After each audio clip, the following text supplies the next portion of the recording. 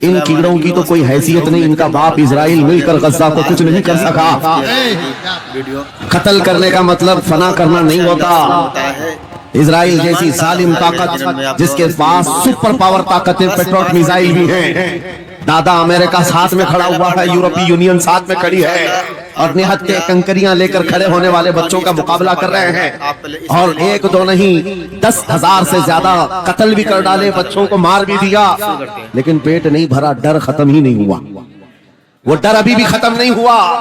हजारों को कत्ल तो कर लिया, लेकिन रात की नींद और चैन अभी भी बेकार है, गारत है, क्योंकि उन्हें अंदाजा है इस बात का कि इनमें एक भी जिंदा बाकी रह गया तो कल का वो सलाहुद्दीन बन सकता है। क्या तारीख दोहराई जा सकती है।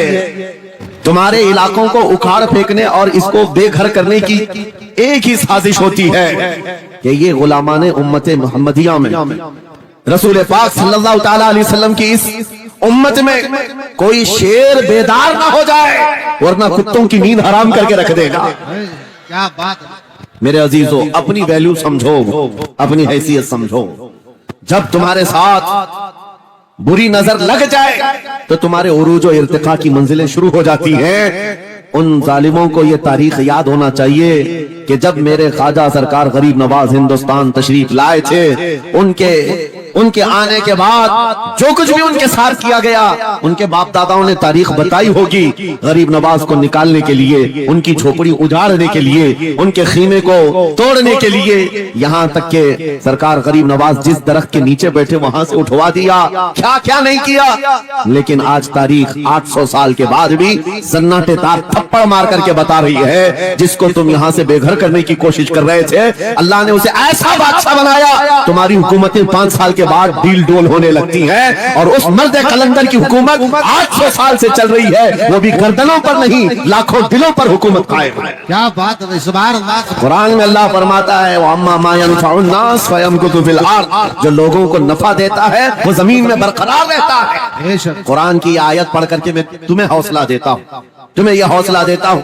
अल्लाह ने कुरान में फरमाया, इन्ना अर्दी वासिआ, मेरी जमीन बहुत कुशादा है, मेरी जमीन बहुत कुशादा है।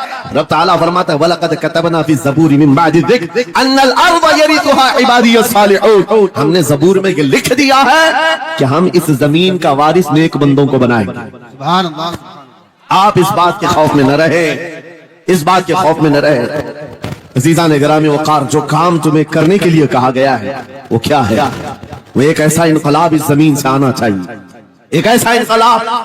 आपको मैं एक बात बता दूं तारीख में, जो तुम्हारी सिचुएशन और तुम्हारी हालत के मुताबिक हो, मैं वो बात करने की कोशिश करता हूं ताकि तुम्हारे दिल पर असर हो। आप जिस इलाके में रह रहे हैं, आप यहाँ के हालात बेहतर जानते हैं। वो दिन याद करो जब नबी पाक सल्लल्लाहु तआला अलैहि वसल्लम ने ऐलान नबूवत फरमाया मक्का में, और उसके बाद कुफ्फार और मुशरिकीन का जुल्म शुरू हो गया। गरीब सहाबा को पकड़कर मारते थे। हजरत बिलाल हबशी, हजरत खुबैब इब्न अदी, हजरत खब्बाब इब्न अल-अरद, हजरत ज़ैद बिन दसना, हजरत अम्मार बिन यासिर, ये वो सहाबा हैं जिनको सिर्फ मारा नहीं गया है, आग में तपाया गया है। सब कर लिया। मॉब लिंचिंग मक्का के जालिम करते थे बहुत।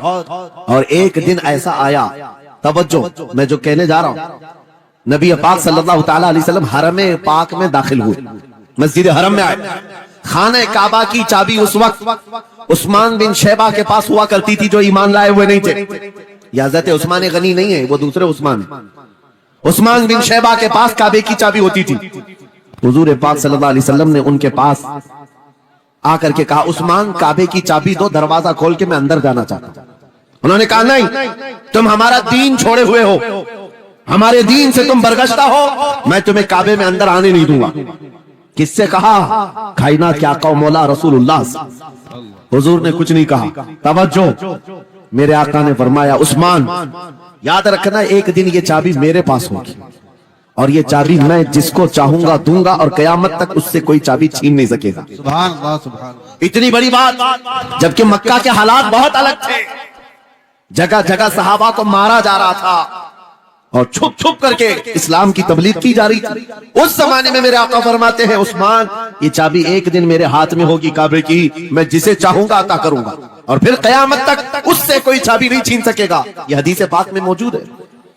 उस्मान बिन शैबा कहते हैं पहले तो मुझे हंसी आई, क्योंकि ये खाने काबा की चाबी की जिम्मेदारी आम नहीं होती, खानदानी है, बरसों से चली हुई विरासत के साथ आती है, और ये इस तरह से मुझे कह रहे हैं कि चाबी इनके पास चली जाएगी।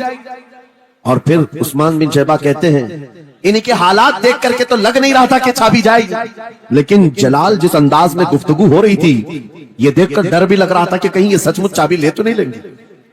फिर उस्मान बिन शैबा कहते हैं वो हालात भी आ गए कि जब रसूलुल्लाह हिजरत करके चले गए मक्का, सहाबा भी घर बार छोड़कर चले गए।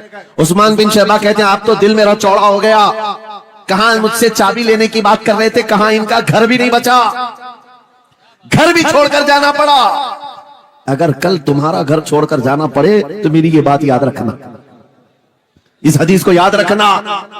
हुजूर पाक हिजरत करके चले गए, सहाबा भी अपने घर बार सब छोड़कर मदीने चले गए। उस्मान बिन शैबा कहते हैं अब तो मेरा सीना चौड़ा था, कहां ये चाबी की बात करते थे, कहां अपना घर भी नहीं रख सके।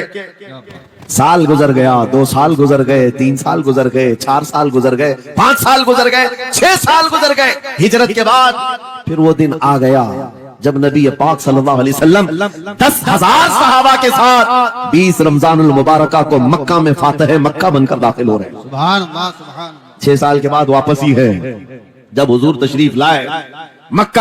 तो गाइस आप लोगों ने वीडियो देखा होगा पूरा, और यकीनन में दिल ताजगी हो गया होगा भाई, बहुत प्यारी वीडियो थी।